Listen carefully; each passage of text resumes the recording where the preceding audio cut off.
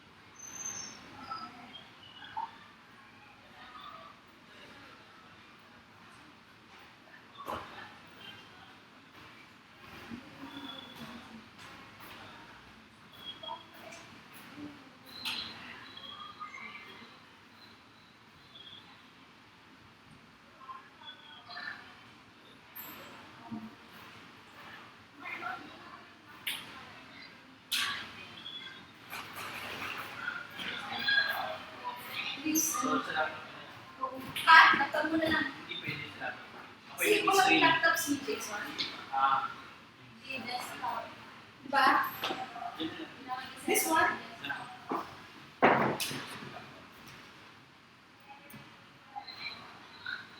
Ito pang need. Wait lang, I'll have a meeting with the parents. Laptop mo na lang. Teacher, pag-check mo lang po yung PowerPoint.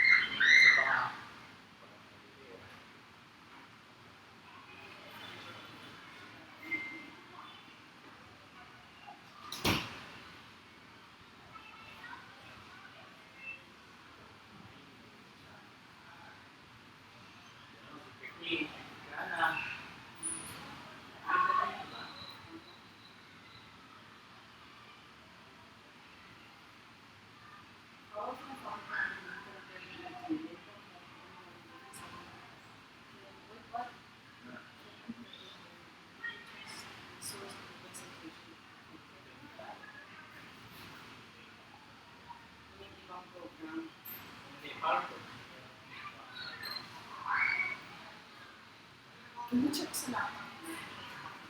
Possible yan. Kaya lang. Okay. Let me get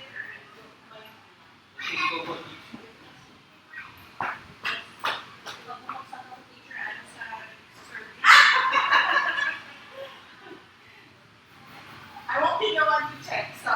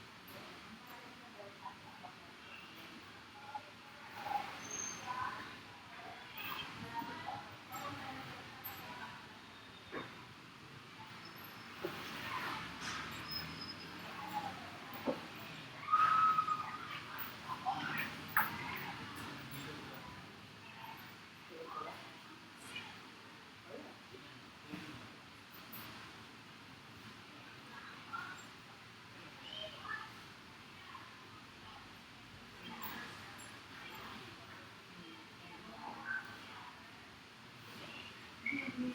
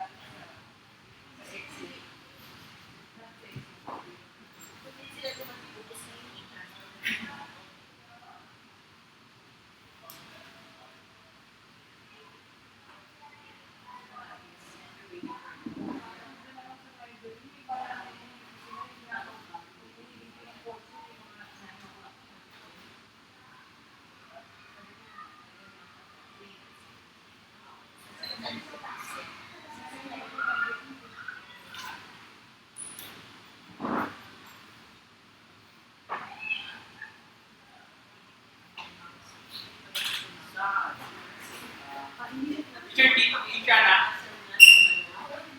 Teacher na. This one, no?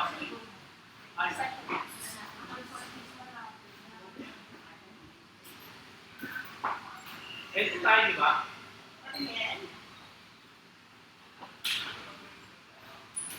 Ito tayo yung discussion.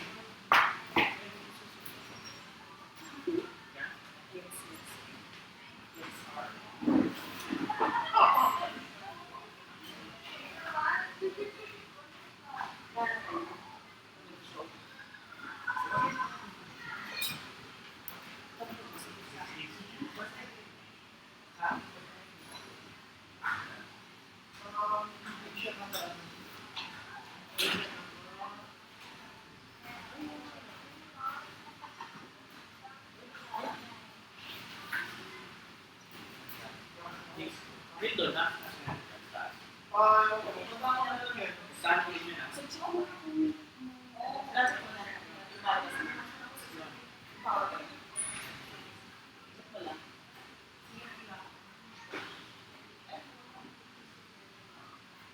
Saglit ako.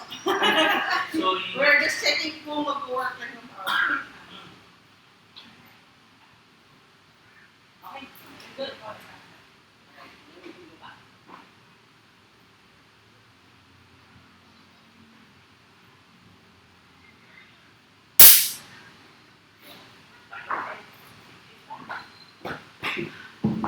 Hello, hello. Hello, hello.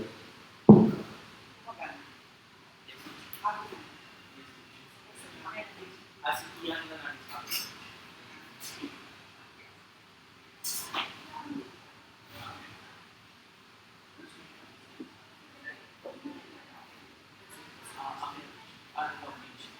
Separate ko.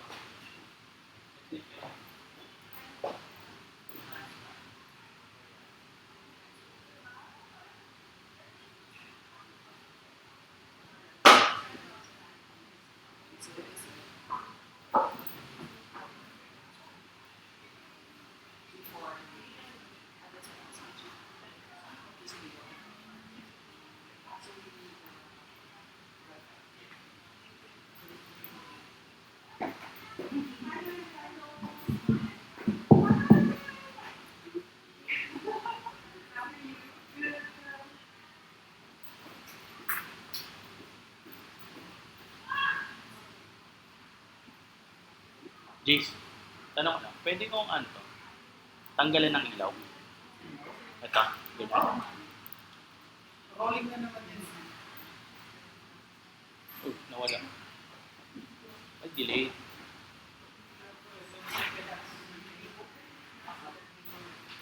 Pwede, no? Hindi siya maglalak. Oh.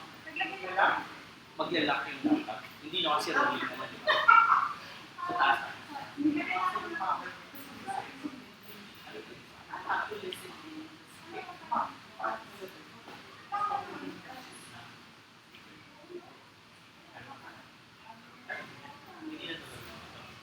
Yun lang na malaki.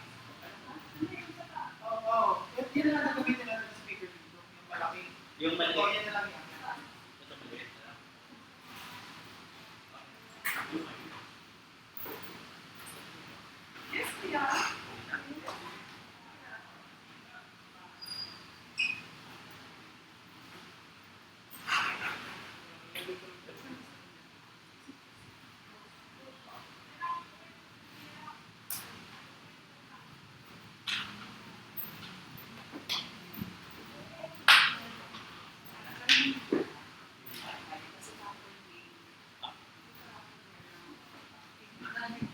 Hello, hello, hello. Ah, Ha? ano? Wala.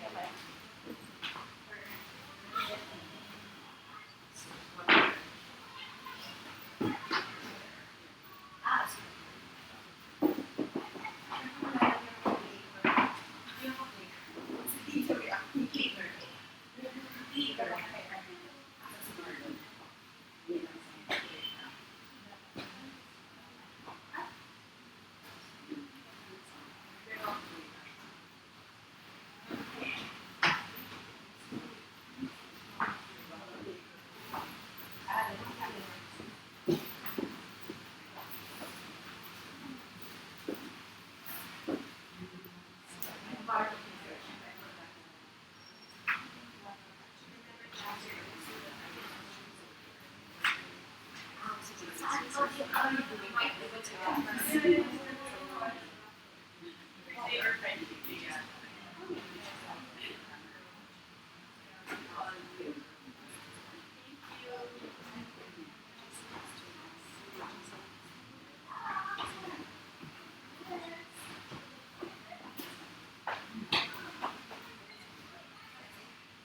Ay, dito. Yung nakano yung...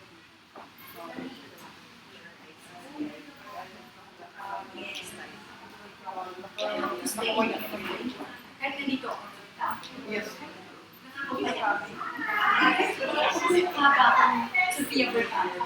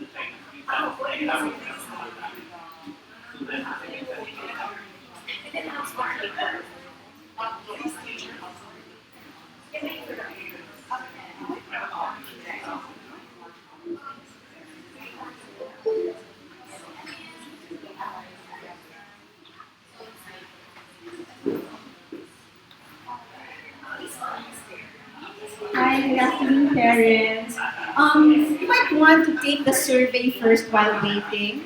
Okay. It's over here. Ah, yeah, yeah, yeah.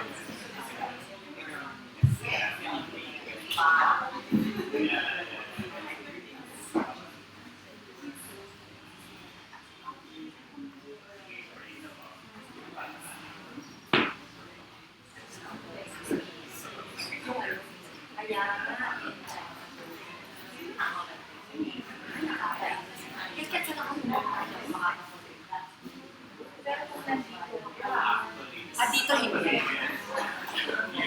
Sutil. So, hinaatal ko kanila.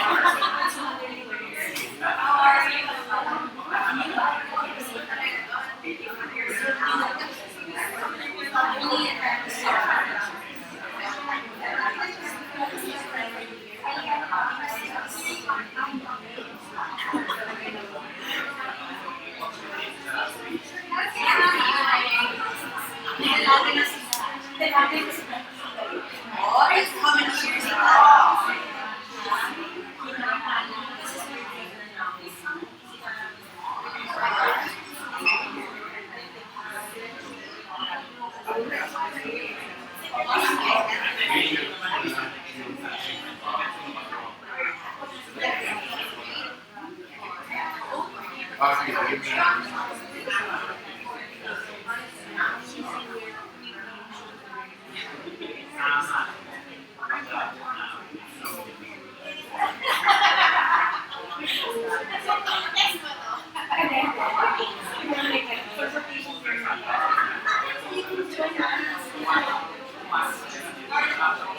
Oh,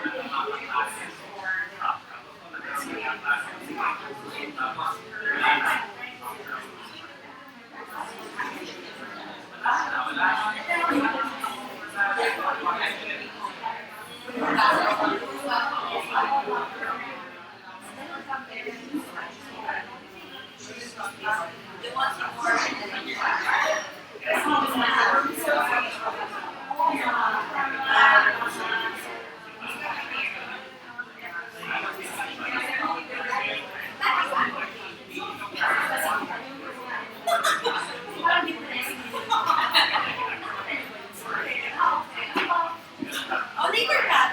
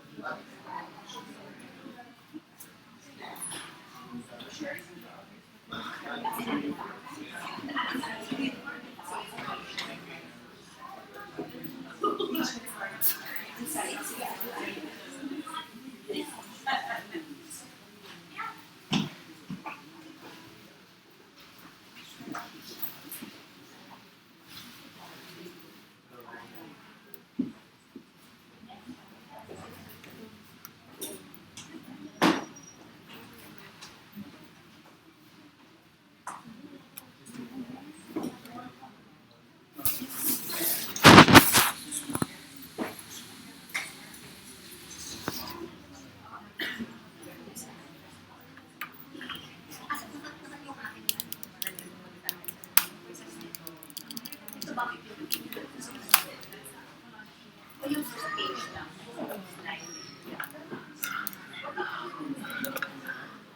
Tapos ganun lang to, the next page ito.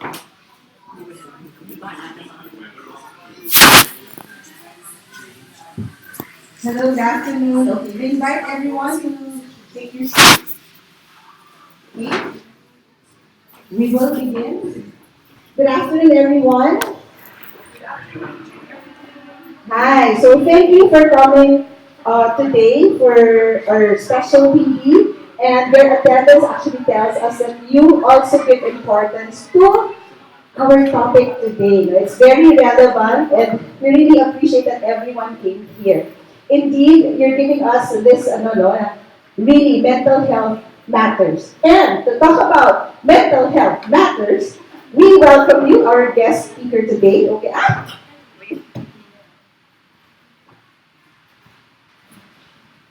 our guest speaker today is a registered psychologist and a clinical psychology specialist certified by the Psychological Association of the Philippines. She holds a private clinical practice in Radio Veritas Fairview and is also a psychologist at the Adolescent Medicine Center of the Philippine Children's Medical Center. For the past 20 years, Lala has worked with children, teens, and adults, helping them to live their best lives possible. Lala is a part-time lecturer in the psychology department of De La Salle University. She continues to enrich her practice through research, talks, and workshops. Lala is a founding member and a certified basic intensive instructor in choice theory and reality therapy of the William Glaser Institute of the Philippines. She is also a board member of the Philippine Association for Children and Play Therapy and a longtime member of the Psychological Association of the Philippines. Among the various hats that she wears, her favorite ones, though, are those of a mother and a wife. We welcome Lala Balacadia Alcala.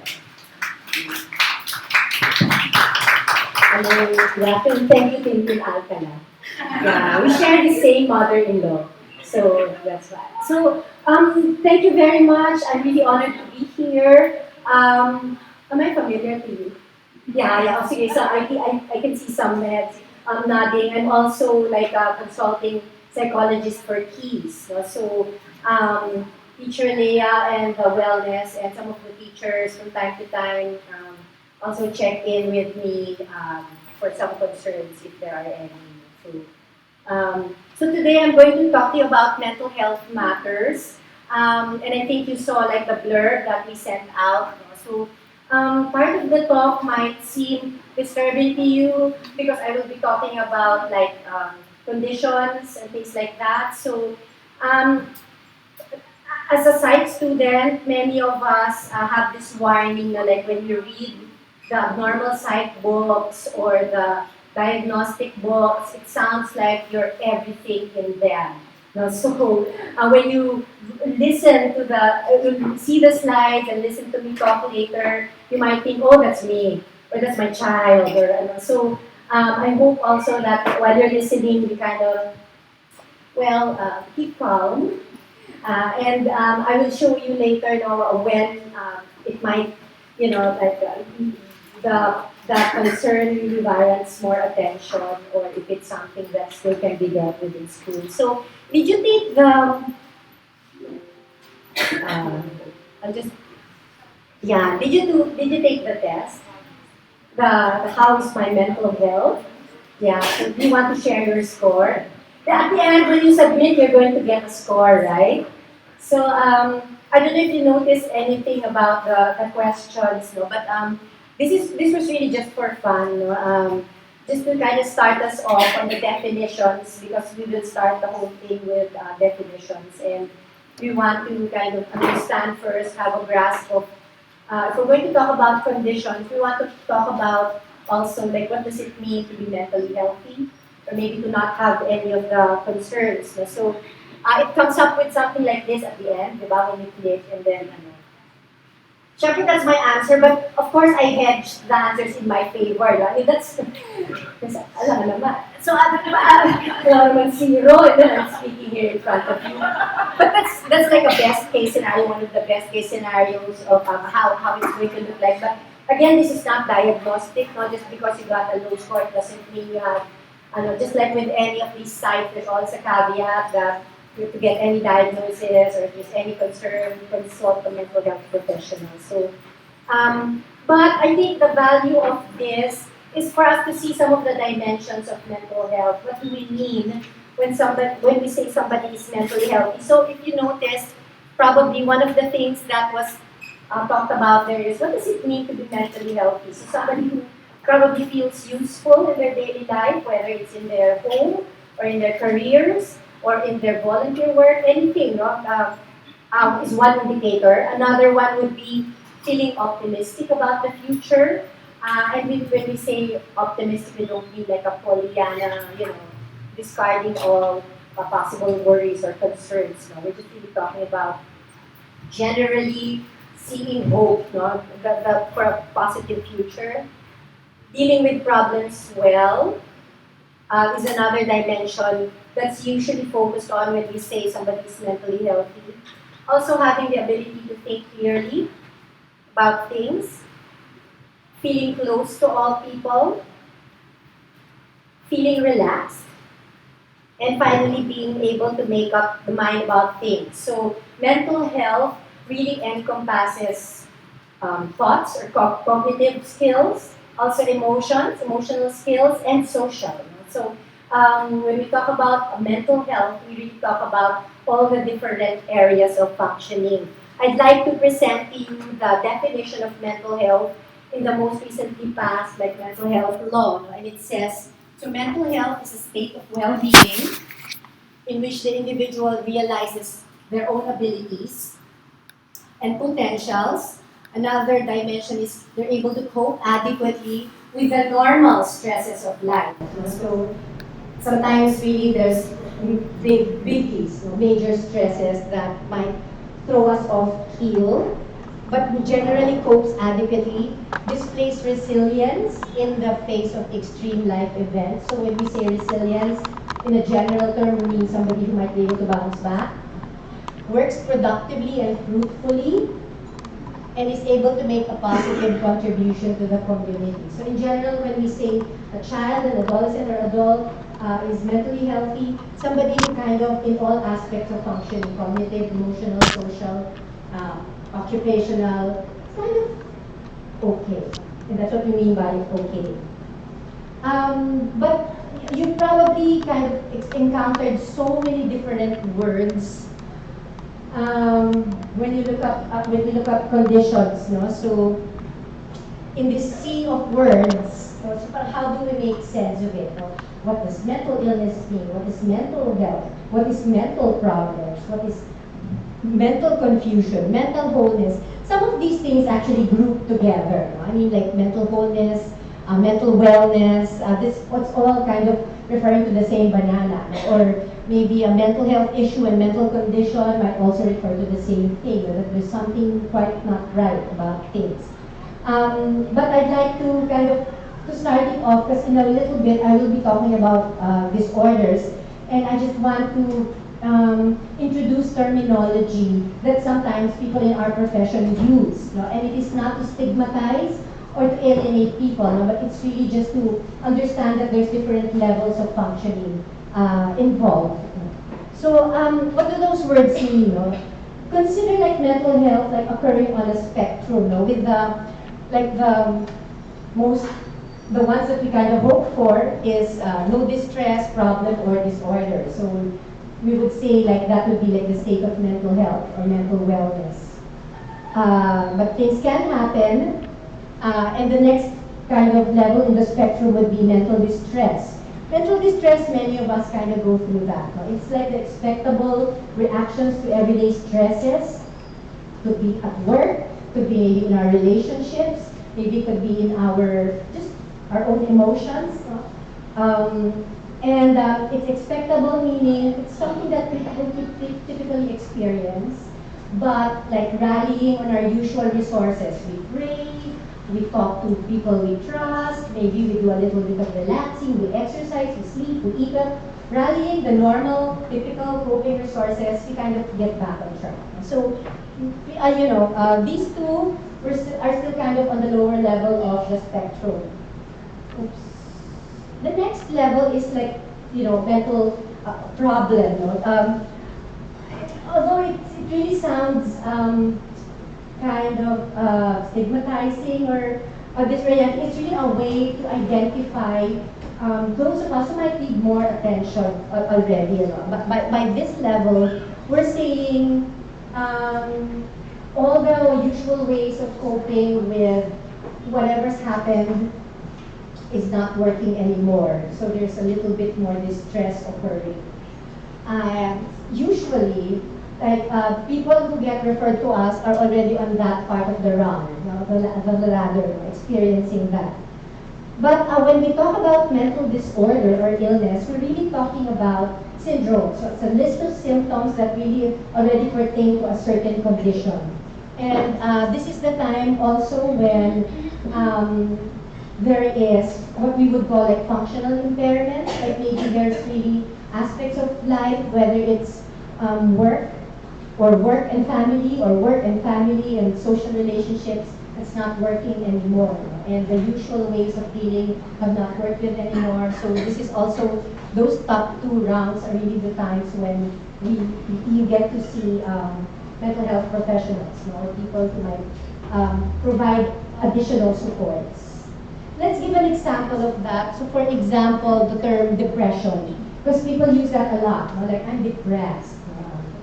But what does it really mean? No? So when we use the term depression, we're really using it in the mental health field as a diagnosable disorder, right?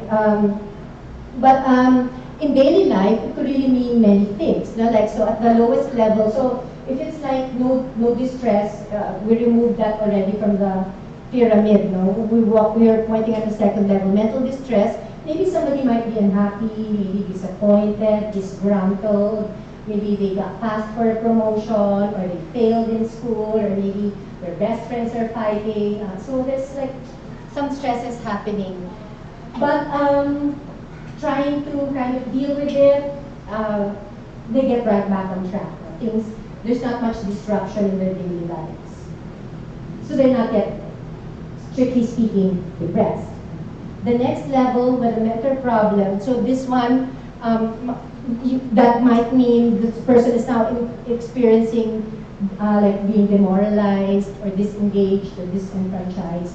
So there's the word dis, no, which means, what's the etymology of this? Illness or something. It's not, So at this stage, as I was saying earlier, all the usual ways of coping has not kind of worked anymore.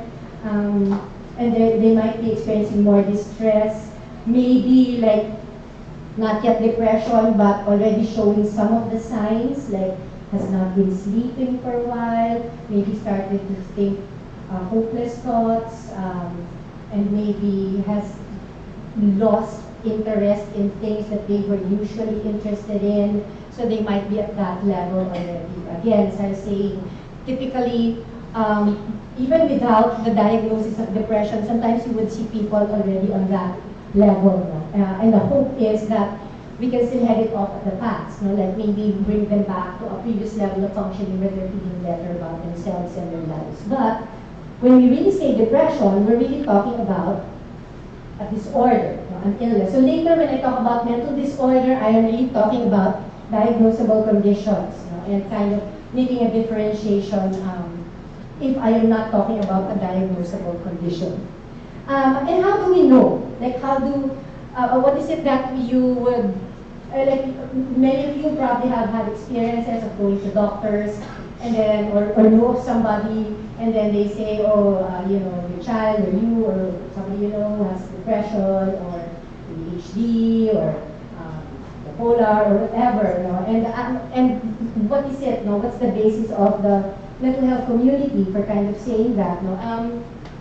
These are the typical like classification systems that doctors refer to, no? So the one on the left, the ICD-10, is a classification of all illnesses, no? And it's created by the World Health Organization to really classify diseases, medical and mental health.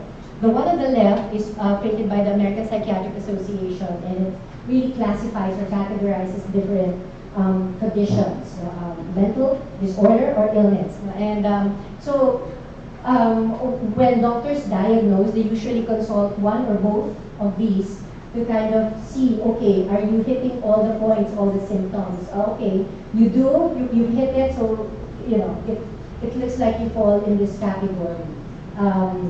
Sometimes it doesn't hit all, especially if you remember that pyramid could be just, but it is serious enough to warrant attention, so you would still get the help you need. But just to show you that this is what usually the doctors would refer to, you know, for diagnosing.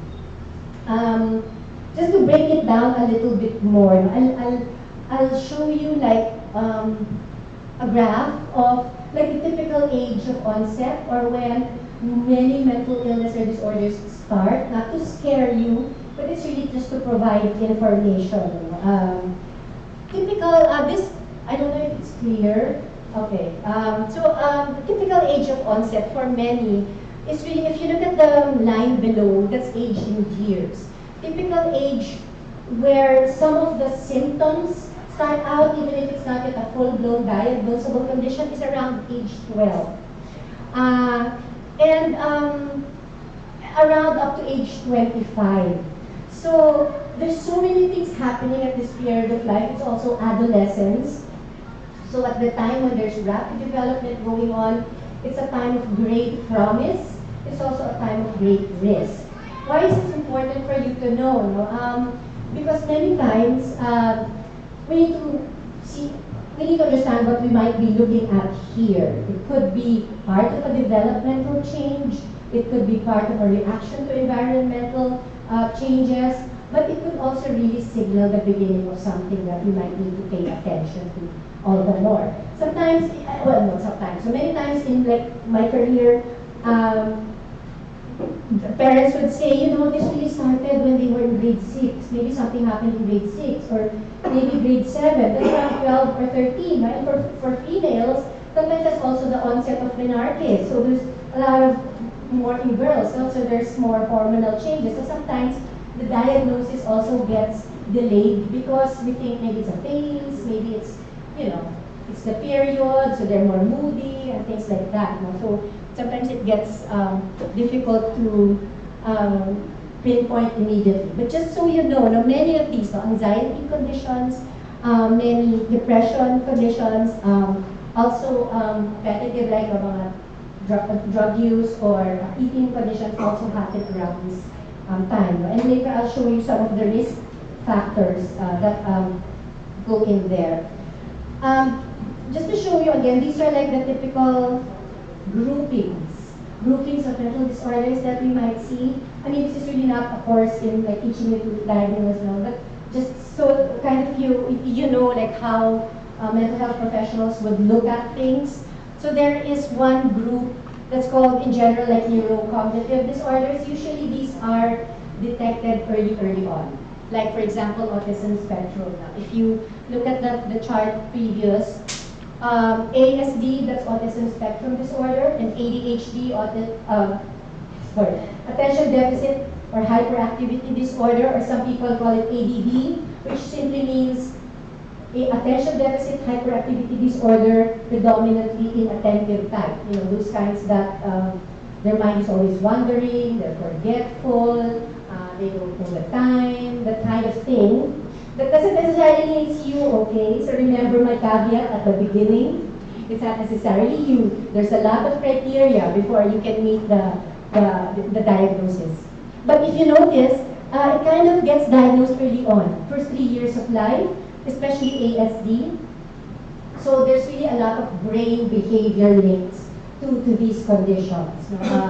ADHD now can be diagnosed up to age 12. So some get late diagnosis, especially if they are not very noticeable at the beginning. So that's where those two conditions are. Another set of disorders is what they call internalizing, meaning the negative emotions are more internally felt. So sometimes you refer to people like these as internalizers. Like when something happens wrong in the world, there's something wrong with me. Like it's my fault. That's kind of again, that's not necessarily doesn't mean it's a disorder. It's just like an identifying feature. So many of these, like anxiety disorders, depression, or trauma responses, are categorized in the internalizing. It's more painfully felt by the individual, and then sometimes it does get noticed by other people.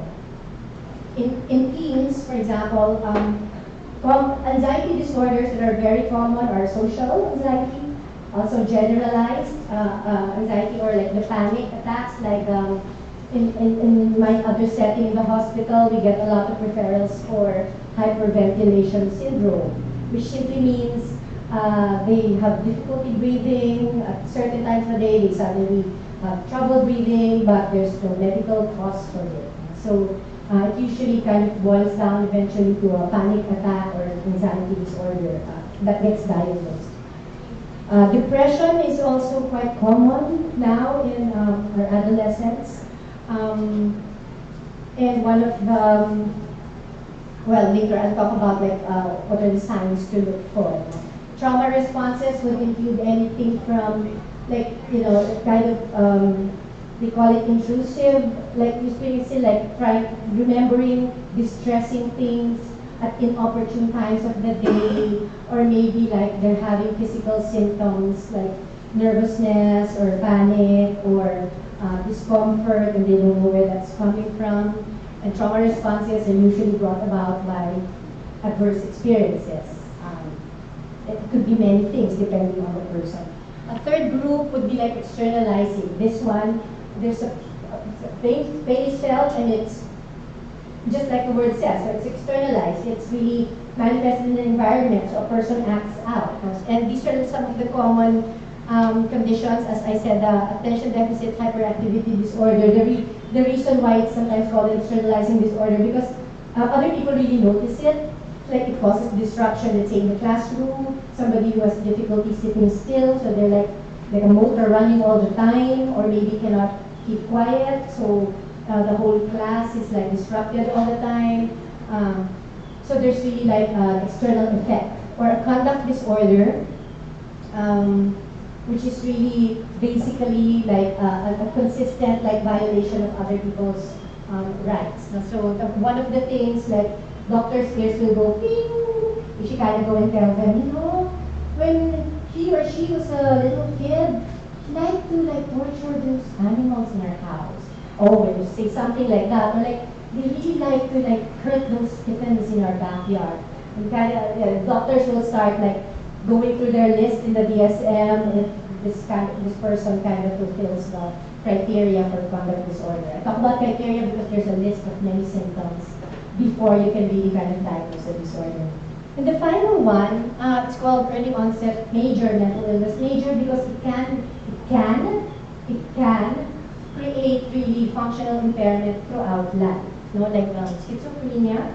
The major features of that would be like hallucinations, like seeing things that are not there, hearing things that are not there, or delusions, like believing things that don't really exist, despite evidence to the contrary.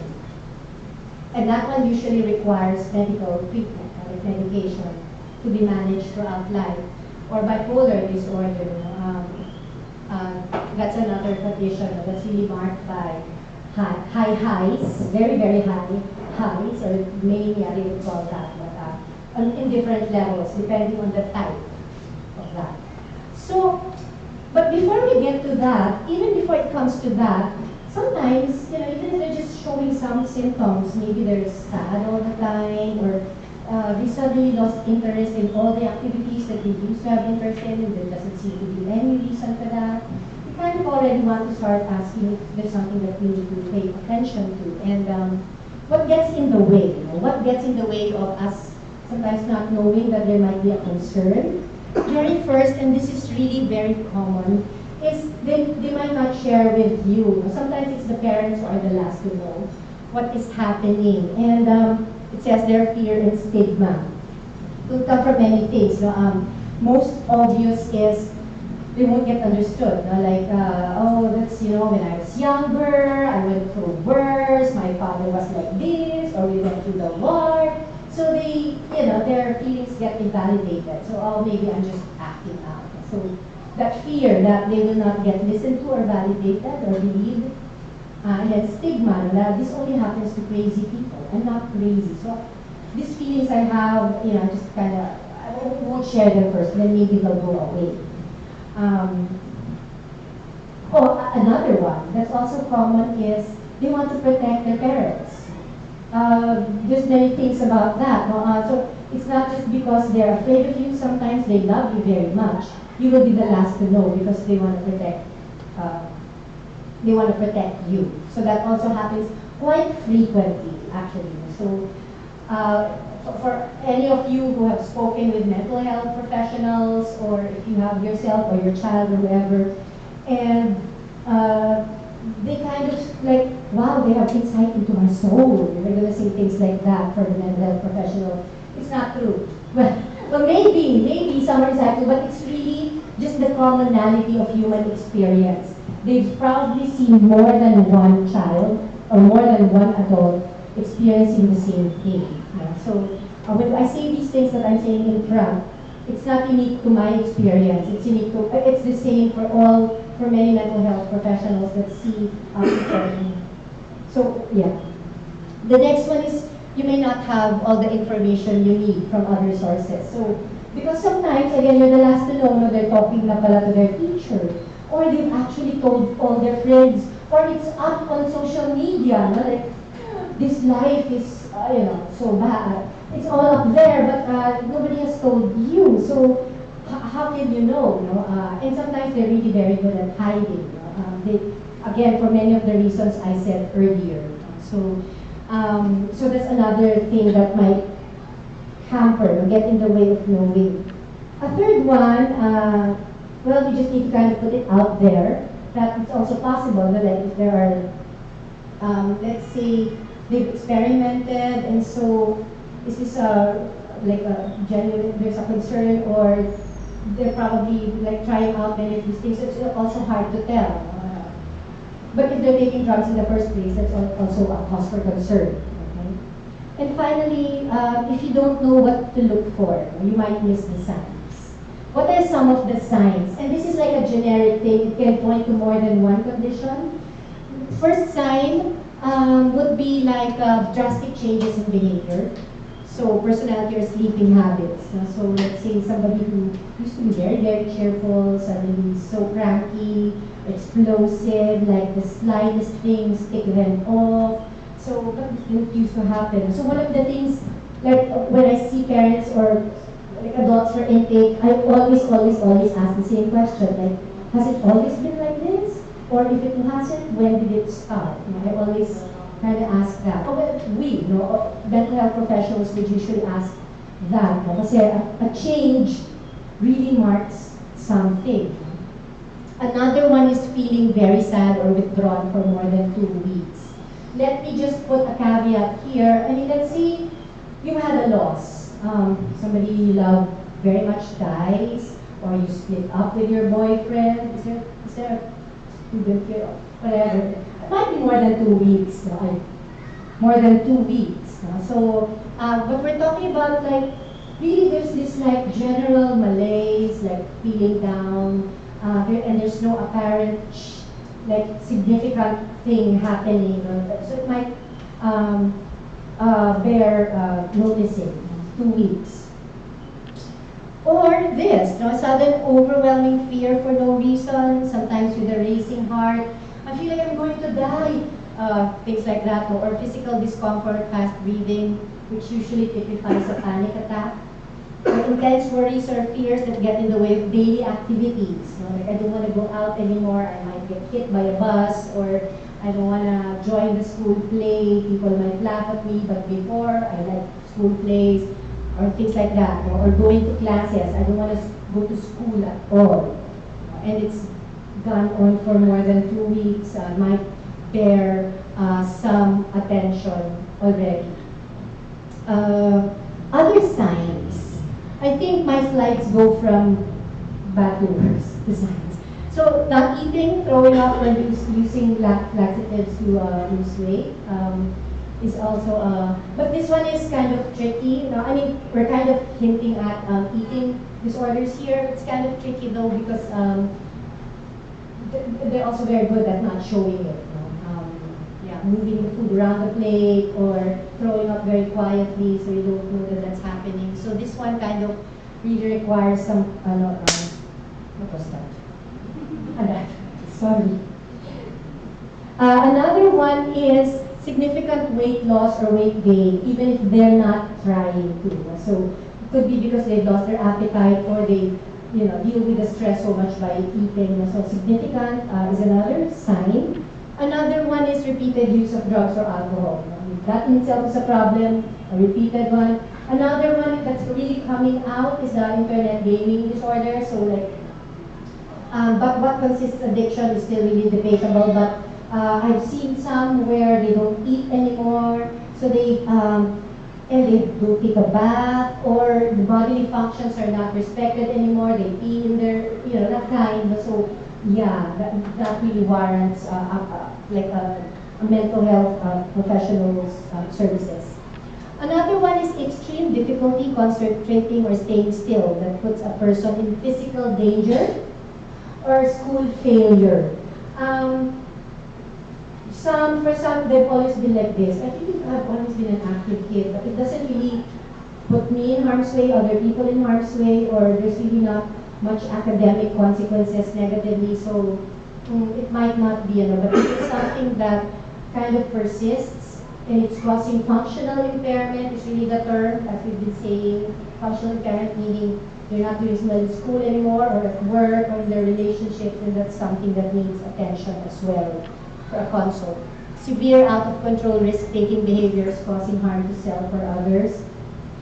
Could be out of control, could be even like racking up tons and tons and tons of debt because you buy the same set of t-shirts of different colors in different stores all the time, which you've never done before, or things like that, or might be signs of difficulty. Severe mood swings that cause problems in relationships, and this could be like in class, somebody whose moods kind of shift from one to another, that kind of upsets everyone, might be a warning sign that will warrant attention. And finally, of course, that's I don't think it's still a warning sign, like it's an emergency sign, like seriously trying to harm or kill oneself or making plans to do so. Usually when this happens, you really need to discuss it with that person and either bring them to the nearest hospital or to the nearest mental health professional that they've been working with. So how do these health conditions differ in children and adolescents and in adults? Sometimes there's unique features of these symptoms in children and adolescents.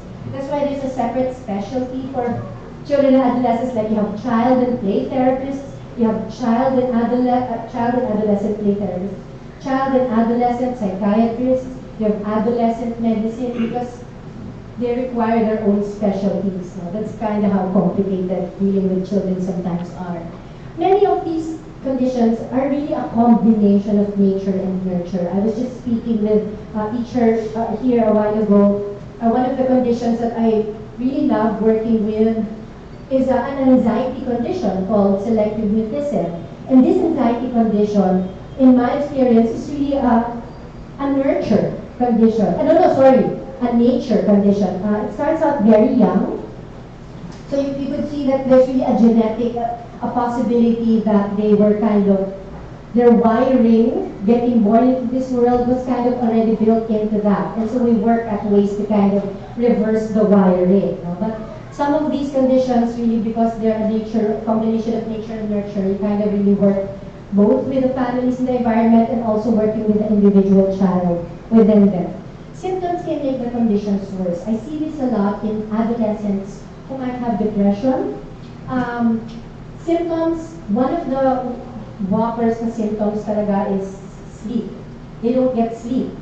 They sleep at 5 a.m., they wake at 6 a.m., or, that's kind of extreme, but something like that. And not getting sleep makes the moods fluctuate all the more. So it makes it all the more worse. So even if lack of sleeplessness is just one symptom, it becomes front and center when it kind of causes a problem in different areas. They can't concentrate, so they do badly in school, so they fail, so they get depressed more, or they don't get up in time, so they miss the bus, or they're sleepy during the day, so they can't interact with people, and things like that. Can have an impact on development and gaining skills. So sometimes, let's say a person who has anxiety, and so they're not able to speak in other situations, but they're madaldal at home. So let's say given a test of standardized achievement, let's say they might fall behind in terms of oral speech because they have not had a chance to practice it in that various settings. So sometimes it can have an effect on development too. Another thing that gets affected is really, that saying, sakit ng kalintingan, sakit ng buong katawan. How's that in English? Pain in one small part of the body is felt by the whole body. So it's something like that.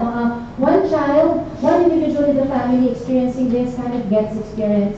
It kind of really disrupts, it causes some disruption in the family dynamic. The good news is, for children and adolescents, early recognition and treatment really can have a positive impact. For many, it doesn't immediately erase the symptoms, but it does attenuate it, or it doesn't make it as impairing across the different areas of functioning. But because now there's a doctor looking at them, or maybe now there's a team effort between the doctor and the school, so they're kind of doing many different things to deal with the concern. So the child feels protected and safe, and it makes things better for them. And also, with children, there's what we call risk and protective factors, meaning risk factors are like what are the things that might either propel them to become like mental distress to mental disorder, and what are the things that might actually move you down the rung, like how you might be predisposed to it but actually don't experience it. So let's look at some, and really with children and adolescents, risk and protective factors are multi-pronged. I'm just covering up the others so that we will look at them together one at a time. So risk factors in family, within the child. So like individual factors, so like what's in the child that might cause risk. So I underlined some stuff there that I think are like quite typically seen across. Genetic influences. One of the things I typically ask when a child presents with anxiety or depression is like, does anyone else in the family have this? Or is there a history? Because there is some evidence of like a genetic link, or a predisposition towards these things. Or a difficult temperament, so, where they like really fussy as children, or they kind of, if you say stand up, they'll sit down. If you say sit down, they'll stand up. That kind of thing, or very fussy. That might predispose them as well. Physical illness could mean like an actual physical illness. No? I work with chronically ill teens too. No? Those who, through no choice of their own or fault of their own, experience chronic illness, lupus or chronic end-stage renal disease at age 6. I mean, those kinds of things. So they're also more prone to really experiencing mental health disorders. And of course, low self-esteem. In terms of family, there's also a lot of risk factors. I just realized the lettering is so small, so let me kind of point out some. You know, one biggie is really family disharmony, you know, or a breakup. So in breakup, sometimes a breakup is not clean, so there's a lot of complications, nuances happening, so it does have an effect. Also, parents with mental illness, meaning they themselves maybe have depression. So it kind of gets seen, or also the child experiences what it is like. So it is tough, no? And it kind of tips the balance against their favor in terms of risk. Physical or sexual or emotional abuse and parental use, like alcohol or addiction. So I think that goes without saying. That's pretty self-explanatory, especially abuse. In terms of school, there's also risk factors. So one of the biggest is really bullying. There's a lot of attention is really has been given to this, you know, by administrators, by school, because it can have long-lasting effects. So I deal with young adults now who talk about being bullied in early grade school, and this is the thing that actually, you know, lead them to experience mental disorders later on. Breakdown or lack of positive friendships, and poor pupil-to-teacher relationships. So the work that you do as teachers is really very, very important. You're not just imparters of knowledge, you also provide important sources of connection for your kids, because that's really one of the protective factors of the things that they need.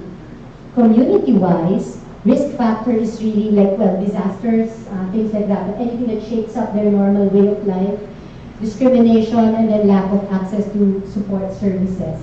So, I see a different sort of population in the hospital, no? And this one has really very, very limited resources to work with. No? They don't have as much access to psychologists, mental health professionals, and a barrage of other therapists. So you also see that there's really a lot of the proneness to maybe experiencing mental health conditions or disorders, nilapit na ni Sir. Maliit daw yung lettering. So now you are looking at the teachers, you are looking at my slide. You're not looking at me. I think we are being, via satellite. Via satellite. So what about protective factors? So that was kind of depressing. So what is it that will keep our kids safe? No? I mean, how do we kind of, balance it out so that they don't experience the risk? So in terms of children, secure attachment experiences, no? Really knowing that they are safe, they are connected, they have like at least one person in their life who is constant, who will not leave them, is a very important protective factor. Another one is having a belief in control, meaning, not everything that happens to me I'm a victim of. I can choose to be safe, or I can choose to be happy. But that one is not lectured to them. No? Small kids do not understand that. You tell that to them. You show it to them. And you demonstrate. And experiences of success and achievement. I think that's why many of us parents really want our kids to do this and do that, because it's really a way to imbibe our children with self-esteem. But we need to balance that out with looking at what the child wants and needs. Family-wise, there's also a lot of protective factors that we have going, like family harmony and stability. Even parents, let's say, who have separated, but they know how to kind of make the children feel secure, or adult concerns are not brought down to the level of the child and that kind of thing can still works, or maybe separation between parents, but parents are still around, both are around, really still contributes to a good emotional outcome. Strong family values, like being clear, like this. I have a talk about resiliency, and one of the things that I emphasize there is holding our kids to a high standard.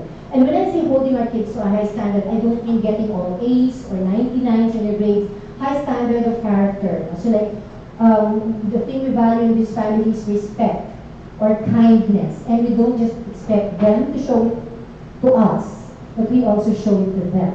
So that kind of family value. And then of course, affection. I think that's also self-explanatory. And finally, support for education. And support can mean, what is it that you enjoy, or, yeah, I mean, I think even without a mental health professional standing here in front of you telling you, it's not gonna work if you keep, like, pushing them to do things that they're not ready to do or don't want to do. I think you kind of know that that's really a direction that we shouldn't be going. In terms of school, a protective factor is a positive school climate that enhances belonging and connectedness. So I think in Keys, for example, you really do have that capacity, because you have a few kids, and then the teachers really look at both the academic, but not just the academic, also like the social-emotional, and also the like pakikipagkapwa-tao, your relationship with other people. So you know that the world does not revolve around me, that for me to be in this world in a good way, it's really getting along well with other people that matter to me. So I mean, you do that a lot very well. Clear policies on behavior and anti-bullying. I think, so I always ask that in schools that might have like bullying concerns, what's the policy of the school, like how do you address it, because it is a community problem. It's not the child's problem, it's not that they lack something, you're not assertive enough, you don't fight back enough. Bullying is really a community concern, so everybody needs to get involved. So I always ask that, and it's a protective factor if it gets addressed. I think another thing that Keys has here, that I'll make mention na now, like I forget, is there's also a system of referral. Like if there is a concern that the teachers kind of notice, there's a way that wellness, I think you have like a what do you call that, like a flow chart, a protocol for like following, like how do we notice the problem, maybe assess it and see what needs to be done. So this is also a good program to have, that there's a protocol for following for that. And then of course, open door policy for children. So I also hear stories here of kids actually going to wellness if they need to talk. I used to work in a school where it wasn't good. If you were sent to, it wasn't called wellness, so I forgot what it was called. Behavior. Oh, you have to go to behavior. Oh no, I have to go to behavior. I don't even know what behavior means. But it wasn't a good thing, so they saw it as a punishment, going to for help. But a school climate that kind of promotes an open door policy, and it's non-stigmatizing, understands that all of us really go through stuff like this, is a protective factor. Finally, community-wise, like having a supportive network, I think that's a good thing about Filipino families. We really have like a wide network of extended relatives, titos, titas, neighbors, and all of that to kind of help. Valued social roles in the community. So, like organizations that you join, and then your children maybe see leaders in a church group. These are all good examples or role models for them. So these are all protective factors. Protective factors do mitigate the risk. It doesn't erase all of it.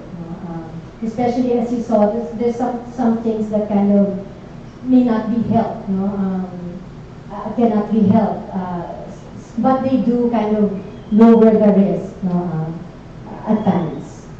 So there was a special request, so I wanted to go into that. It's really a specific concern that you might not know of or you are aware of for one reason or another. So I'll just go through it quickly as a discussion because this was like a request from the wellness, I think, to understand better. It's called NSSI. It's a specific mental health condition. It's called NSSI. It's non-suicidal self-injury. Some people call it persistent self-harm, self-harming behavior, self-mutilation. But the scientific, the clinical term is non-suicidal self-injury. And it's really that. No? It's a deliberate, self-inflicted destruction of body tissue.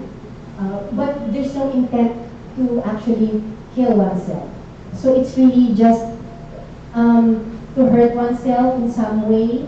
And it's not for socially sanctioned purposes like a tattoo or maybe a body ring. You know? So it's not that. So there are many ways that people do this, like inflicting wounds on themselves in mostly hidden parts, sometimes not so hidden parts, or even doing this, you know, like harming themselves that way, punching, or maybe even like getting themselves hurt by punching a wall or an object. You know, but in the end, they end up getting hurt.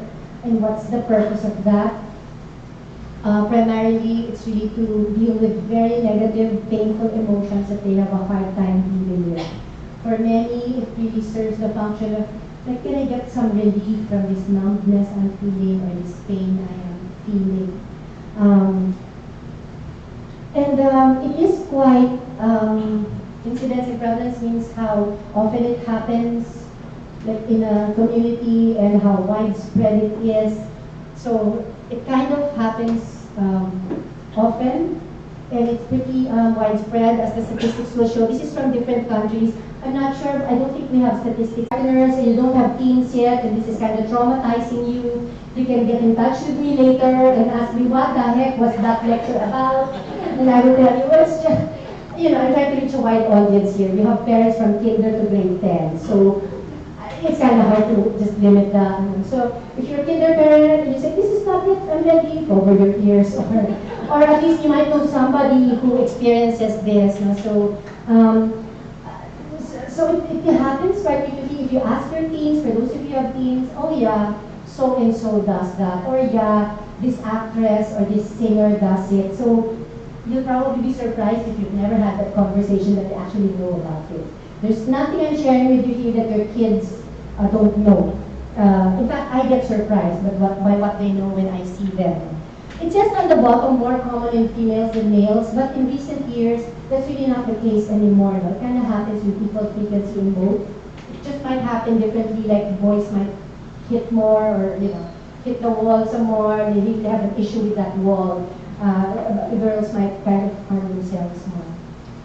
What's the risk? No? I mean, why might this happen? In terms of emotions, this is a study done by a local psychologist. Like she did an interview of teens, and then looking at the literature too. One of the things is it's really a difficulty in coping with negative emotions, and sometimes there might be some coping tools in this person's toolbox, but not enough, so that they are not able to rally it at the time when they're really feeling triggered. Have you heard that word, triggered? Yeah, I'm triggered. Yeah. So that means like they're really experiencing some distress. And so they haven't, like, the default mode might be to harm themselves rather than to get a coping tool from their toolbox, or there's just not enough. So another one is, that's the one. Sorry, emotions is they have a hard time dealing with negative emotions. Behavior is just not enough coping tools. Sometimes, not all the time, people who are prone to be impulsive might also be at higher risk. Because you look at what's most accessible at that time. I feel so distressed. I cannot think anymore. Self-harm is the most expedient solution at that time. Person who might also be prone to negativistic thinking, like, I can't, oh no, it's impossible, I can't do it, I must be a mistake, or perfectionism, like I cannot make a mistake, or it's not okay. So people who kind of tend to be hard on themselves or worry a lot might also be somewhat prone to this.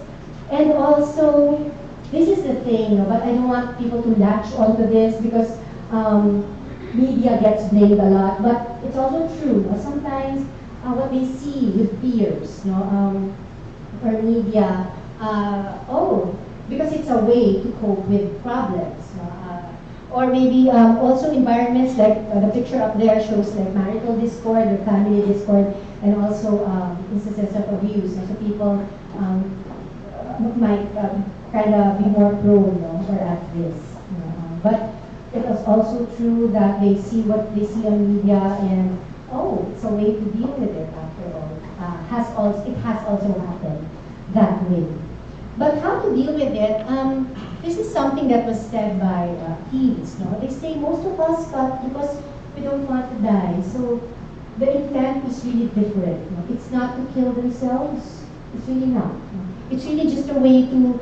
Well, one said we want to deal with life without having to give up.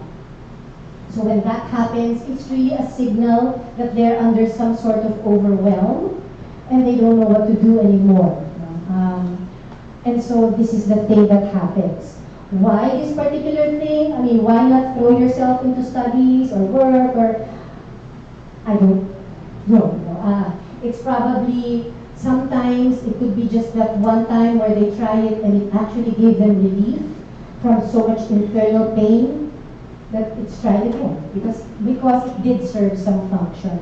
Here's kind of a cycle of how that happens. No? So there's some tension building. Maybe there's a triggering event or inside or outside, and they have an urge to act it out, and they actually act it out, and then afterwards they feel relief.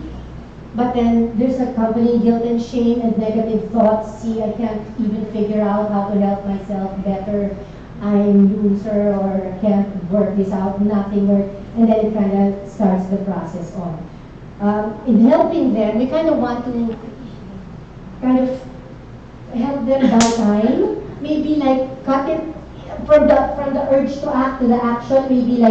Maybe imbue them with a little bit more options about how to cope. Or maybe from the, let's say they've done it from the relief, but maybe to really cut the guilt and shame cycle is really how we try to intervene. No? Because many times it just makes them feel better for a short while, and then they feel worse about themselves, and then it starts the whole process. So if we can cut the guilt and shame cycle, it might also help. So, and we do that as helpers, whether the wellness or as mental health professionals, but really practicing with them options that they might be able to do.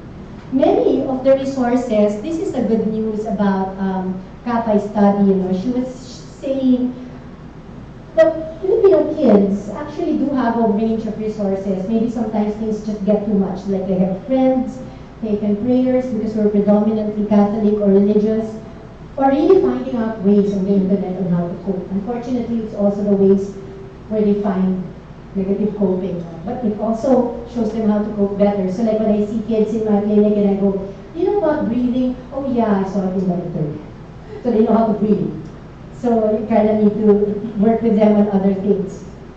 They do positive recreational activities, and they actually seek help from psychologists. Some actually go on the online platforms to do that.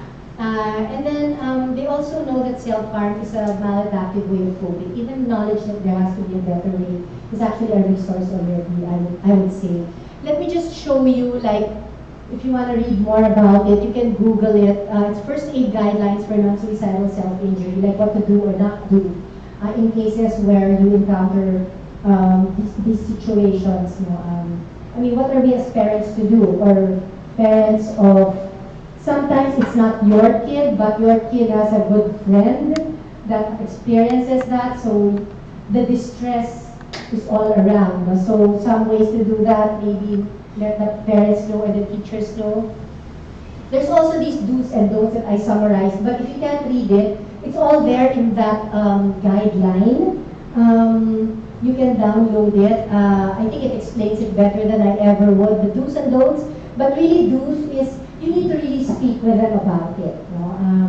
Like if you do know it happens, keep calm. Again, keep calm and talk with them. Like, yeah, so how are you? Check with them and yeah, can I see, yeah, yeah, why you did it? But really ask, no? And ask also, by knowing why they did it, you might also find a way to see what else are the other ways they can deal with their distress. So it's not for, the ultimate goal is not to tell them to stop it, but it's really a way to, so you're feeling this way and this is how you did it. Let's say it happens again, is there any other way we can deal with it? So definitely do not ignore or make the feeling small, like, wow, that's your problem. Like I have, like this, they say, wow, well, because we fought over GC, and really everybody was like bashing me about it. Well, this actually happened to me in session. I said, GC, why are they fighting over a gift certificate? They were fighting on group chat. So these are people they didn't know. Somebody said, so kala nyo rin gift certificate. I would fight over gift certificates. So I don't know about you. So group chat, so a parent would probably say, during our time, we didn't have that, or it's just a group chat, you can just turn off your internet. But for them, this relationship is real and it is distressing. And I've had a couple of these kids who actually do this, not because they feel so rejected. So it's not something to trivialize. Punish or don't punish them by withdrawing care. I will not. I will talk to you until you can be more mature about this whole thing. And there are many treatment options. Like if after the talking the problem persists, you can see mental health professionals, counselors, life coaches. We have a whole slew of different kinds of helpers on the market now. And these are the different possible therapy options, if ever. At the bottom, you see crisis intervention or mobile crisis unit. I'm talking about like the mga hotlines, and kids actually call those places. And I have found that it has been helpful for a couple of them. They've actually shown that it's helpful. What are these treatments expected to do? Supposedly, they help people kind of feel better and maybe improve their ability to function in their daily life and stop the disorder from coming back. But it's not a one-size-fits-all. Sometimes there's really a trial and error happening, whether it's a psychiatrist who's giving medication or a psychologist who's administering psychotherapy. Sometimes one method might not work, so you kind of work again. So if you or anyone you know is kind of experiencing this, seeing a professional, and they say it's not working, you actually can hold your professionals accountable and say, I'm not seeing any changes. Maybe it's time to change strategies, because it's also feedback for us. That even if it's evidence-based, that's like a byword now in our profession, meaning there's been a lot of research done on this kind of intervention, so it's the one that's said to work. But sometimes it won't work with your kids, so you kind of need to do something else. I have got a few more slides. So what are we to do as parents? Let's say they really haven't gone to the mental disorder category, but we kind of want to mitigate the risk. So how do we keep our children and our relationship with them safe? Like how do we keep the balance in their favor? Maybe have the right disposition as parents. For those of you with kinder parents who are hating me now, like I'm giving you all this bad news, so what will you do so that we don't go there? It starts with really understanding, watching your kids, being with them. I have this image. I love this image so much. I saw it on the internet. The guy on the right is an actor. I saw it on Facebook. What are you seeing there? What are the things you're seeing on the picture? There's a kid tantruming, right? Right? And then there's two men, right? What's your impression of them? I mean, what are they doing? Watching them, right? They're standing and so the girl is having the little girl with the diapers, how cute, peeping out of her pants, is tantruming in the middle of like a Whole Food store. And this is the dad and this is the grandpa. And the dad, his feet is like that. He's actually keeping the little girl safe. Because, we all know what a tantruming toddler looks like, right? They're stronger than any wrestler you get. So he's keeping her safe by putting his legs like this. And they're not saying, stop that, nakakahiya, look at the guard. Guy. So they're none of that. They're just standing there waiting on the child. This is really like my image of like how a good psychotherapy session is or how good parenting generally is. Imagine that's your child, whatever age they are, and they're going through this whole tumultuous experience and they're like caught in it. It's very real. Maybe she just wants a snack or maybe she wants a toy. But it's very real, the pain, the distress. And those two people are just standing there, like watching her, waiting for her, and saying, it's okay, that's how you're feeling, we're just here to keep you safe until you're ready. So I think that's again, I think a good disposition to have many times when our kids come to us for like the GC, no? So the first thing, the GC issue, no? The first thing you're going to say is, I didn't turn off kasi your internet. Why was those friends are probably not worth your time? No, but that's not what they're asking. At that moment, they're asking you to just listen to me, or I'm kind of really in this, no. And they know those solutions. Many kids are really, really smart. They know that solution already. So this is how an image of like what you might do look like. Another thing that I would really kind of want to stress is the value of emotions. Many of the psychosocial problems we encounter is we have difficulty with handling emotions. So at the outset, we either practice really listening to what our kids say and acknowledging emotions. And here's some small tips on that. I got this. I have some cartoons or comic strips from that book. Have you ever heard of that book, How to Talk So Kids Will Listen? To listen so kids will talk. Yeah. Pero teacher yun teacher. Or How to Talk So Teens Will Listen, and Listen So Teens Will Talk. So those are two books. It's an old book. If you will see the cartoons, they're like 70s, so medyo naka-bell bottom pa yung mga. So it's old style parenting, but I think it still works. No? I will read through the comic strips. So like, what do you do when your child is presenting a difficult emotion? And this applies both for toddlers and for teens. Instead of half listening, listen with full attention. So for example, you can see here, the dad is watching TV and then the kid's trying to say something like, Eric punched me. So daddy, do you hear me? And then dad says, I can hear you, go on, he's watching TV. So I hit him back, then he hit me again, are you listening? And dad says, yeah, I'm listening to every word. And then he says, no, you're not. And then dad says, I can listen and watch the game at the same time, go on. Which we say talaga, di ba? And then he goes, oh, forget it. So at the very basic, just listen and look at how it could be. So it's the same scenario except that dad turned around and this is an effort for me, like my daughter has a lot of these kind of things.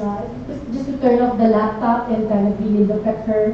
For me, as a parent, it's kind of effortful, but they really do notice if you're looking at them or not. So there's really not much you will do there except to turn around and look at them and really give them the full attention. Full attention, like not looking at them, but the mind is somewhere else. So the next one, instead of advice and questions, we really like to do this. No?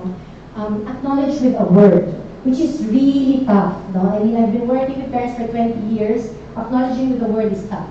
So girl here says, somebody stole my new red pencil. And mom says, are you sure you didn't lose it? And she says, I didn't. It was on my desk when I went to the bathroom. And mom says, well, what do you expect if you leave your things lying around? So mommy puts her agenda about losing stuff. And then she stands up in her soapbox and goes, you had your things taken before, this isn't the first time. I always tell you, keep your valuables in your desk. The trouble with you is you never listen. Tapos na. So that ends it. No? And she goes, oh, leave me alone. And mama says, don't be fresh. But this is like a 70s comic, so you might say it differently. As opposed to, somebody stole my new red pencil and mom goes, oh, she's getting more information by just saying that. I left it on my desk when I went to the bathroom and somebody took it. And mom goes, And she says, that's the third time I've had my pencil ripped off. And mama goes, oh. Even if inside you go, you can go like that inside, but outside you go. See how I practice that? I actually practiced that before I was a psychologist. I was a preschool teacher, and I would really practice in the mirror going, or teachers not forgetting. The pillow is forgetting. Look at that face, huh? So it usually practice, no? And then that's the third time I've had my pencil ripped off. So even without mom saying anything, they know. She knows she's made a mistake, and she goes, and waits on the child and goes, I know from now on when I leave the room, I'm going to hide my pencil in my desk. So child came up with their own solution, and mommy just kind of, well, didn't have to do anything. Remember this, there were some of the teachers I was talking to, like, if you feel like you're working harder, like you're pouring in all the solutions, tapos mamaya ikaw na namang problema, you're thinking about everything, you're probably making it your problem. And that's not going to work. If it feels heavier than it is for your child, then you've made it your problem. Your child will not be able to figure out things for themselves. The third one, instead of explanation and logic, give child their wishes and fantasy. This one is a little tougher. Like, but sometimes it's really just about them expressing emotions. Let's say a teen, like, wants to drive. When are you going to teach me to drive? I told you when you're old enough, said dad. And child says, I'm 15. Dad says, exactly, which means you're too young to get a learner's permit. And this one says, Kim's father is teaching her. Diba they all say that? But everybody else does it. And the dad says, Kim is 16. And the boy says, but her father started teaching her when she was 15. And typical parent response, well, I'm not Kim's father. Or if you want to go with Kim. That's how they say it, right? But let's look at this. Sometimes it's really just them wanting airtime. They want to say it. Right? They don't really have the power to execute these things. So give them a little bit of, like, Dad, when are you going to teach me to drive? And then Dad goes, sounds like you can't wait to get started. Kim's father taught her when she was 15, Dad says, and you wish I didn't take the age requirements so seriously. So he's kind of showing he understands where it's coming from without giving in. And boy says, that's right. If you had your way, Dad says, you'd have your learner's permit right now. And boy says, no, I'd rather have my driver's license right now. And Dad says, then you could take me for a ride. So it's like a fun conversation, but it doesn't really kind of go in the route of fighting. One parent, I was giving this similar talk to a group, and they said, in Tagalog, parang kampihan mo muna. Bago ka mag-lay down ng rule, kampihan mo muna. And kampihan means like ally with them. Show them you're on their side, but you're not enabling them. That's a different thing. Kampihan is different from consenting, right? And are you familiar with consenting means you're enabling them. You're kind of not teaching them anything. Kampihan is like, I know where you are, I get you, I'm just on your side here. Before you kind of lay down the rule. There's another one, instead of going against your better judgment, accept feelings and redirect the unacceptable behavior. So sometimes this happens even with minor things. It's not going to cause any harm naman. Let's allow you na. For example, this boy, Mom, you gotta let me go on the bike trip. My ankle is much better. So he kind of tripped and broke his ankle. Mom says, no, it isn't. It's still swollen. And he goes, but it doesn't hurt anymore. And Mom says, I still don't think it's a good idea. You know what the doctor said. And then he says, but all my friends are going. Please trust me. I'll take it easy. I'll pace myself. And then Mom goes, well, if you're really careful. But the boy has fila, so it's dangerous. And he goes, thanks, Mom, you're the best. So sometimes I think if we want to be heroes to our kids. But another way to do that, sometimes this is the tough part, is you kind of lay the limit. Like, so he goes like that, Mom, you got to let me go on the bike trip. And Mom says, I wish I could say yes. The problem is your ankle is still swollen. And he goes, but it doesn't hurt anymore. Besides, all my friends are going. And she kind of again went that way, camping. And you're stuck in the house. That's kind of boring. And he says, and I missed out on track meet last week. And Mom says, but will you be glad when that ankle is healed? Right now, doctors' orders are to rest it as much as possible until the swelling is gone. So parang there's like an understanding of what it is he really wants, but there's a limit right now. And it's said in a very compassionate way.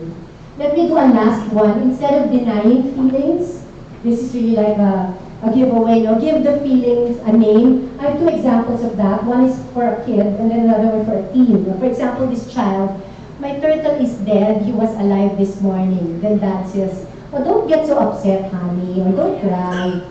Don't cry, it's only a turtle. And then so she cries some more. Look at that face, wow. Stop that, I'll buy you another turtle. And then she tantrums and says, now you're being unreasonable. Give it time to kind of acknowledge how they're feeling. So my turtle is dead. What is that? He was alive this morning. And so, dad acknowledges, oh, what a shock. He was my friend. And dad says, to lose a friend can hurt. So he's not really saying anything or advising. He's just kind of acknowledging what she's going through. I taught him to do tricks. You two had fun together, said dad. And then the child said, I fed him every day. And dad goes, you really cared about that turtle. I think one fear that parents and teachers and others have about acknowledging feelings is that it will bring them to a worse, we're going to make it worse for them. But sometimes just having how you feel acknowledged is healing enough. Many times they really just want to be heard. Look at how a teen does this. No? So Abby, why are you crying? I don't want to talk about it, sabi Abby. If you talk about it, you'll feel better. So that's the di ba ganda sana, may invitation. And then she says, Scott dumped me. And then here's where the problem starts. No? What? Said the mom. Well, good riddance. I never really liked him. And girl says, but I did. I like him. And he says, honey, forget about him. You'll have plenty of other boyfriends. And girl goes, that's what you think. So at that moment, the boy who's the Scott is like her world. No? And then you just go, no, it doesn't matter. So it's really invalidating how they're feeling. No? What? Buti na lang, no? It comes from a bad family or whatever. That is not the way to do it. No? Just, you really love the guy. Here's a way. Abby, something is making you unhappy. And then she says, calm down, her. No wonder you're so upset. And then she said, I should have seen it coming. He was always flirting with other girls. And then mom says again, yeah, sakit yun. That could hurt. And she goes, it did, but I kept telling myself I was the one he really liked. And she just kept on kind of going with it. You wanted so much to believe it. And then girl goes, yeah, but it wasn't true. Anyway, he's not the kind of person I want for a boyfriend. So, they really she came to, I don't say that na. Okay. So, that's a part of the cartoon. And that's here, we can answer first. So, in your head, you can go, yeah. Also, you know the answer. As parents, you've been there. You know the answer to this, but they don't. And it's not your job always to tell them the answer. If they're doing something dangerous, yeah, you might need to kind of warn them, but in this case, it's not your job to give them the answer. They need to kind of figure that out themselves. And if you keep giving them the answer, they won't, no? And then they'll stop talking to you. So, in your head, go, yeah, right, or, hi, Scott, someday, whatever. But that doesn't come out of your mouth. It stays inside your head, like that. No? So what is it? I'll just leave you with so I started with talking about mental disorders, and then I ended up talking about what are some of the dispositions that we might have to kind of get the balance on our favor. So I leave you with this very few words. It's not, I don't know how you will feel about it, you reflect about it tonight when you see it. But what I'm really trying to say is, let's be a calming presence to our child. If there's nothing, they're undergoing mental health, good mental health, then it's practice for you. It's really the way to be with them. But if they're undergoing, to prepare you for if ever they get to a point where they will actually undergo more trying times. So this is my last slide. Do you know that saying, you keep calm, and also, in the cartoons when they're there's commotion and somebody says, don't just stand there, do something, you know that?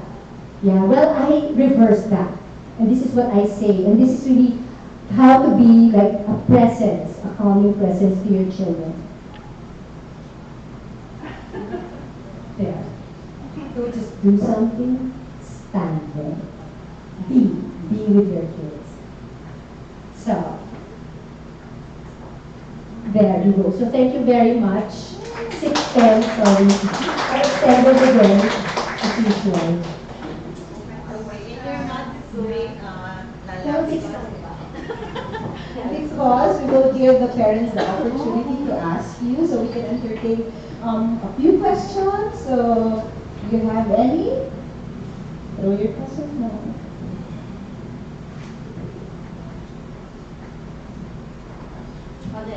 Yes. My question is, like nowadays they say for adults, that you need like all these tips on how we should cut out toxic people in your lives, and that's for adults. I'm just wondering if it's for children, if it also follows, let's say there's a friend, a relative, a cousin who's particularly a bit toxic, Then they can let go of that person. is it, sorry. And then they can let go of that person. Yes, or if it, like, is it okay to just sort of encourage your child to step back if you see it's not particularly bringing calmness to your kid's life? Yeah. Be it, let's say, a tita, tito, or a friend, Yeah. or barkada, is it okay to? Yeah, I definitely listen first to them. Parang I would, I mean, you wouldn't have any trouble like advising your kid to cut out toxic people from their life if it didn't really matter to them. So I guess the context of your question is like if there's a friend or there's somebody that they consider important and they can't let go of that person. Or if it's like a relative, or And it's important, this person is it's important to them. important, and as the parent, you have to just, or let's say, for instance, like, or a father, like that, like, it's medyo toxic, but then, you know what I mean, you can't Oh. really, Like a parent, the child's parent. yes, is it okay to, It depends on the toxic, like safety. I mean, I would go for safety. If we're talking about like a safety issue here, as a parent who is trying to maintain the child's safety, you might really need to step in. But if let's say it's somebody like every time na lang they see her, they say taba-taba mo na, and then it kind of works. Or a best friend. Not talking about anyone. Ako lang yun. Or maybe like let's say they have a best friend who's always telling them cannot be friends with anyone. I mean something like that, no? And so they're really kind of feeling stressed about it. I would see first, like what's the connection? I mean, I would get more information first from your child on why this person matters so much. Have a conversation first rather than ilalatag mo agad sa kanila na these are the rules, I don't want you like not seeing this person because it's like that. See first what like this relationship is serving them, and like I said there, yung parang listen first, listen with all compassion and understanding from their end. And then you can, especially if you're talking about a teen here, I would really advise a lot of, like what I said to the teachers earlier, collaborating with your child. Like you can go, may I offer you some information? I noticed that every time you come home, you're really always distressed, or when you come home from your tita, you're ganyan. I'm not comfortable seeing you really sad. In my head, I'm thinking maybe you might want to listen, and then see what your child has to say again. So it might not be a one-time talk, as with many talks you might have with your child. It might be like an ongoing negotiation until like you come to both an agreement. But in the end, you want your child to be able to parang make these decisions and understand also why they are staying or why they are leaving. If it's always just told to them, it doesn't make sense. They don't own it. They don't own the solution. So it's just going to feel like, well, sabi ni mommy, my mom said it. So they don't really learn anything from that. Ultimately, it's not about, ultimately you're probably right. The person is really toxic and the solution is they need to get out of there. But, I mean, if that was all that was and your kids were always following all the time, we wouldn't be having this talk right now. So, again, it doesn't matter that you know the solution. You have to kind of lead them to it, and by having conversations with them about it. So that's like one way. But this is a real concern. Like I've had some, let's say in a group, when somebody is really depressed, like a mental disorder, and they really kind of feel it, no? They feel so bad because sila yung natatawagan in the middle of the night, and then they don't know who to call, no? So in that instances like that, you might really need to protect your child, no? And advise them, because as an adult, safety is an issue, I need to report this to the teacher, or things like that. When there is safety involved, you might really need to kind of step in, though. Just a caveat on that toxic thing. Harm is never confidential, never. Even if nabalitaan nyo lang, like friend of a friend, or my daughter's best friend, and best friend said, don't tell anyone, I just tried to do this to myself. You might still need to report to a teacher or like a wellness group. Yeah. Any other question? I have a phone-in question. Love it.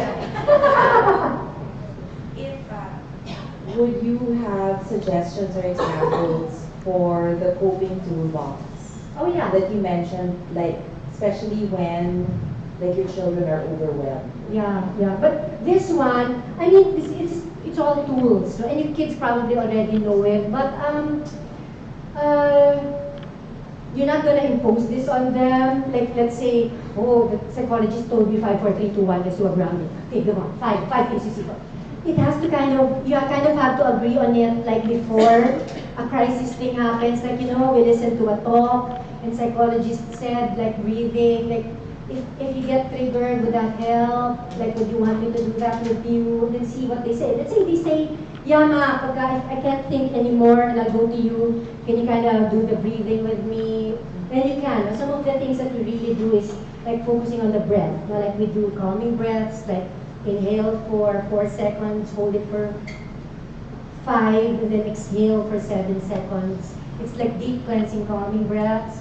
Another one is sometimes when they're triggered, their mind is already jumping to the future, so there's so many worries, or it's jumping back to the past and ruminating, so it's looping to kind of keep the mind focused. Like right now, you're at present, you're kind of signaling the mind, there's no danger, you're safe. Kasi minsan when the mind goes into danger mode, it will really like do whatever to keep it safe. That's why sometimes they self-harm, or they suddenly whatever, throw tantrums. So we do like what we call, we were discussing that, like grounding techniques. Like, okay, I see you're looping right now, or I'm losing you.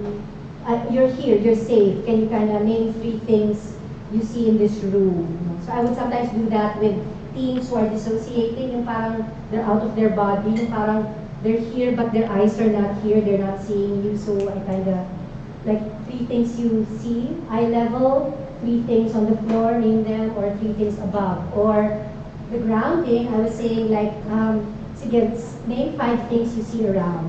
5. So I see the projector, the mic, you, I see the chair. 4 things you hear. So just kind of grounding them on the present. The 3 things you smell, 2 things you taste, and then 1 thing you, what did I miss? Basta the senses, 5, 4, 3, 2, 1. It's a grounding for those who are panicking. There's also like an activity list. I can also share that with, but things that they might want to do instead. Some teens, well, no, not some, many really go for listening to music.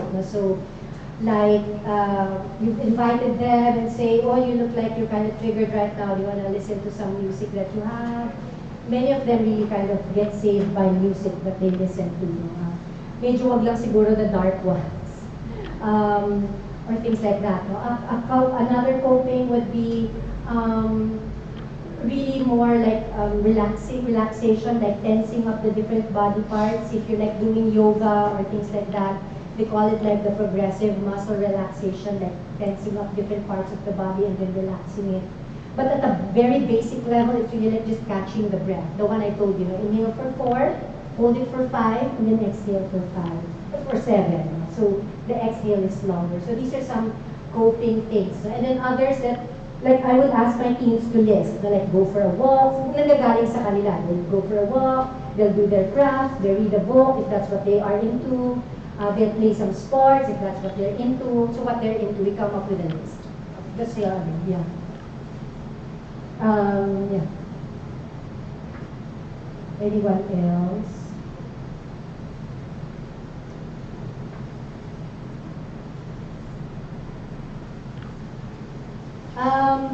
I'm not sure if we have students here. I was told there might be. So, but there's nothing I am saying here that's new to them. That one I'm very sure of. No? So, this was really meant as an information to the parents. No? So, if there's anything that was stirred by my talk, the wellness people are also here to kind of support you if you need to do that. No? But know that the main reason why we're doing this is really to provide information for parents. No? And we want to provide a supportive environment, an environment that says, we understand you, we know where you're coming from, and just really want to be able to help you in a way that you will find helpful. Yeah? Yeah. You can email, I suppose you can email questions. My email is not there pala. Well, that's my number, so you can text. This is an anonymous parent who attended your talk at King's. Ganyan. But yeah, I mean, I can be very limited in what I will say, depending. So yeah. Okay, on behalf of the Wellness Center, we would like to thank Ms. Lala Alcala for coming tonight for having this parent talk with us. We would like to thank all the parents who attended tonight also. We hope that you're able to, take some of the information that we learned tonight. Please to support us for our next parent development seminar. So we'd love to see you again and have a safe drive home. Thank you, everyone.